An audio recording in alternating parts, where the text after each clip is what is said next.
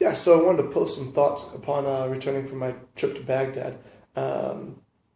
Since I returned, a lot of people have said, "Oh, that must have been really exciting." And of course, to some degree, yeah, it was. I mean, there were some exciting elements of just Baghdad is a unique place, and there's a lot going on there, and there's a lot of military presence, and there's a feeling of insecurity, and there's a feeling of lack of safety, and the setting was interesting, and the opportunity to speak of Jesus and kind of conservative Christian theology before the conference, and in a Muslim nation with a Muslim audience. Yeah, that's exciting.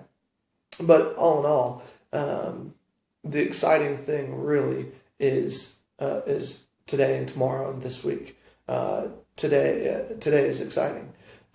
Excitement is all wrapped up in uniqueness and in the sense of danger. That's why going to Baghdad seems, it must have been exciting. It's unique and there's a sense of danger. But the reality is sharing your faith today, sharing your faith tomorrow, inviting people to your church for Christmas services, and that sort of thing. That is actually exciting. That is actually unique. We think of wherever it is we find ourselves as being very mundane, but the fact is it's unique. Baghdad's not unique. It's just unique compared to every other place. Just like wherever I am and wherever you are today is unique compared to every other place. And every other person looks at where I am now and where you are now. Says, "Oh, it's such a unique place. You have such a unique opportunity." And you think, I'm here every day.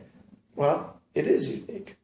And the fact is, sharing your faith today, sharing your faith tomorrow, wherever it is you happen to be, is more dangerous in many respects than speaking of Jesus and conservative Christian theology for 90 seconds in Baghdad. There's a lot more to lose. There's a load more to lose today for you if you decide to take your faith seriously and to share it openly and boldly. You've got friends, relationship networks, your social life, all of those kinds of things are put on the table.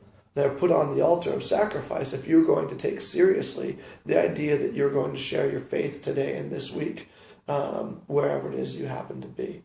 And I guess what I want to encourage us all with is you don't need to go to Baghdad. You don't need to go to Uganda. You don't need to go to Thailand. You don't need to go to Myanmar or Cambodia or some place other than where you're at in order to have an excitement serving Christ. That's a choice you make. That's a perception that you decide to have, not something that's consistent with reality. The reality is today can be as exciting in your faith as you choose it to be and as you act upon it to be. And with that, I want to encourage you this week, share your faith. It's Christmas.